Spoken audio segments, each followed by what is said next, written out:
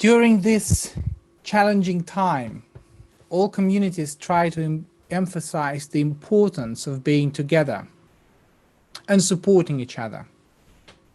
One of the ways to do it is to make each service unique, special, and surprising. And we've done a lot, and sometimes it feels that there's nothing new can happen during our services, but yet I think we managed to have it. And I had a thought.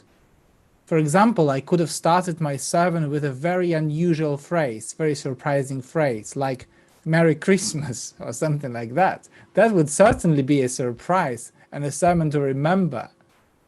But on the other hand, at some point, there comes a limit for people to absorb and perceive creativity. And at some point, people just want stability. So today, there will be a usual sermon, just with a little surprise at the end. As a part of my British cultural education, I have been asking people and my friends for an advice of films, books and music which are important to understand the British culture. My friends call it British childhood education. One of the suggestions I received was to watch Monty Python.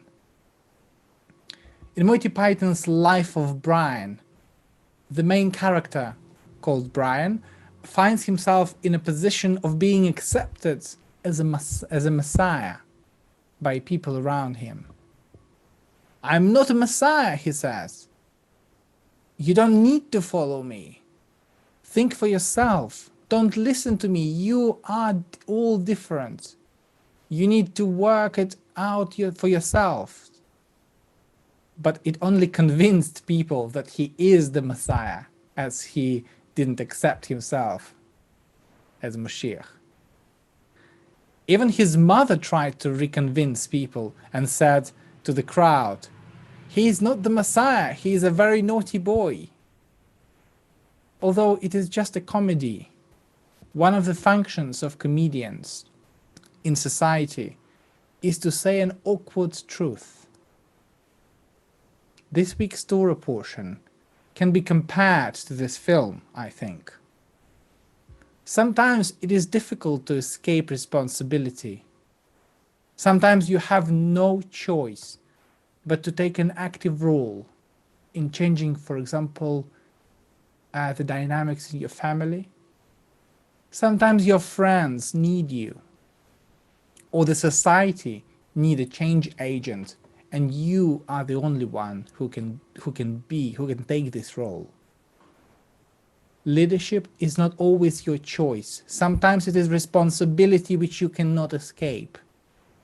People complain, criticize, disagree, quarrel, sometimes leave you with a sense of guilt and frustration.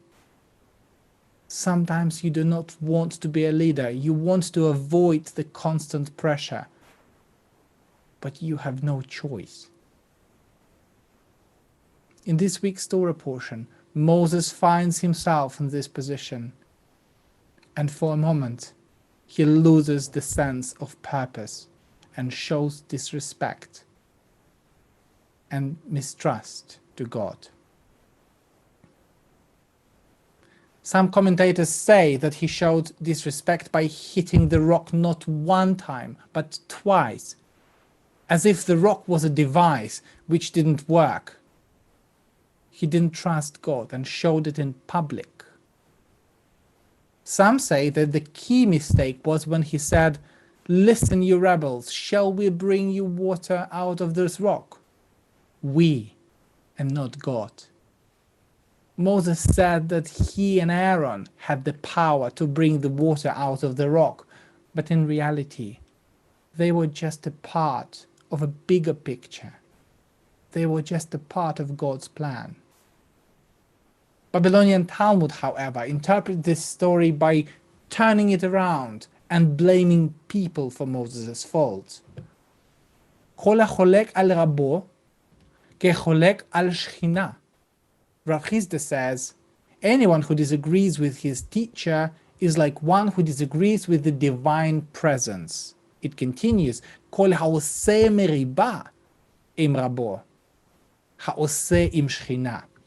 Rav Chama, son of Hanina, says, anyone who initiates a quarrel, meriva, with his teacher is like one who initiates a quarrel with the divine presence. And as a textual proof, the Talmud brings the last verse from our Torah passage from today. These are the waters of Meribah, where the children of Israel quarreled with the Eternal One. Numbers 20, chapter 20, verse 13. And it says, with the Eternal One, although they quarreled with Moses. If this were the case, and Moses made the mistake because he was under the enormous pressure, if this is all people's fault, why would then Moses be punished for it? One of my Haida teachers once taught me the best way to understand God. She said that many people are uncomfortable with the idea of an abstract God and want to define and want a clear definition of God. And she recommended to replace the word God with something that you really believe in. A set of values, hope in human history, laws of nature, and so on. Then she said the biblical stories begin to make much more sense. Well, taking this advice, we can say that to show disrespect to God is to lose your personal beliefs, integrity, and values. In other words, Moses started to doubt himself, his identity, question his integrity.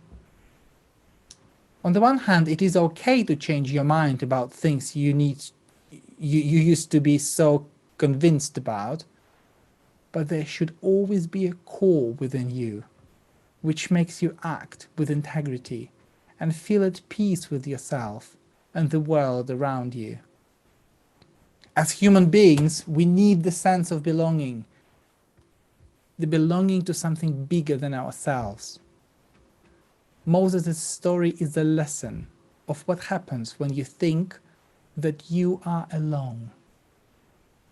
Or perhaps when you think that you alone can change the world, when your ambition becomes your obsession and you can make people to be happy. There is a saying, you can lead a horse to water, but you can't make it drink. You can't force people to be happy. You need to work together with people towards a better world. Only together we can achieve, repair, and improve ourselves. Kabbalah, a medieval mystical teaching of Judaism, has a principle of tikkun olam, a way to improve the world, the path to the ideal future. One of the questions Kabbalists tried to understand was unfairness of life and why it is allowed.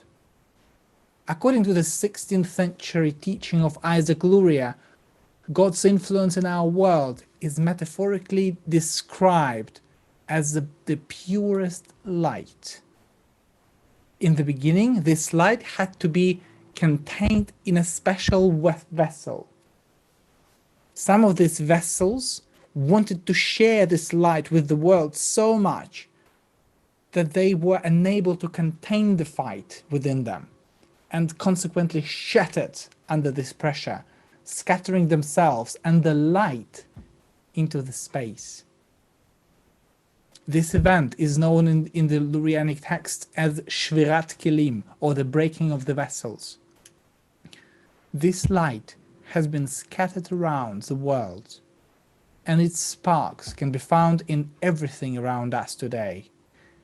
Tikkun, in Hebrew repairment, therefore, means the gathering of the divine light, bit by bit, spark by spark, and bringing it together to its original form. Tikkun is to be achieved by people's by people through their actions.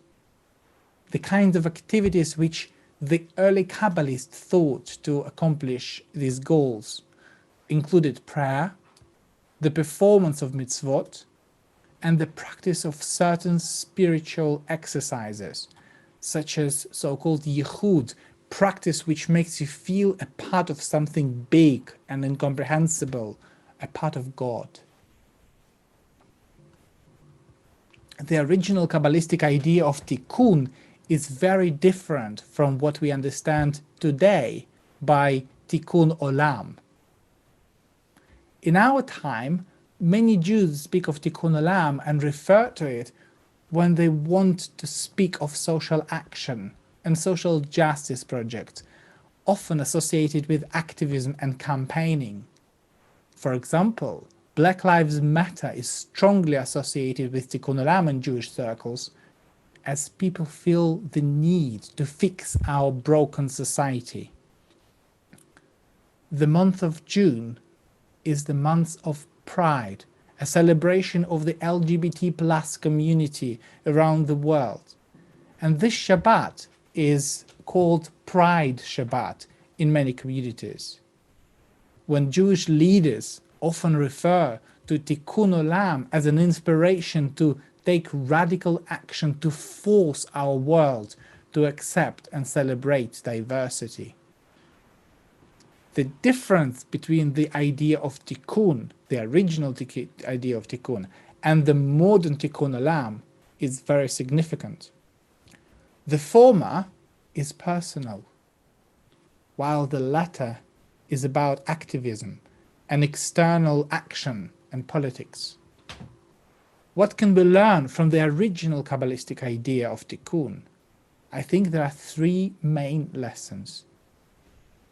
The first one, the spark of divine light can be found in everything, even in what we consider and perceive as bad or evil.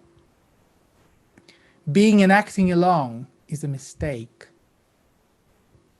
and is what makes you to be blind to see the light in others.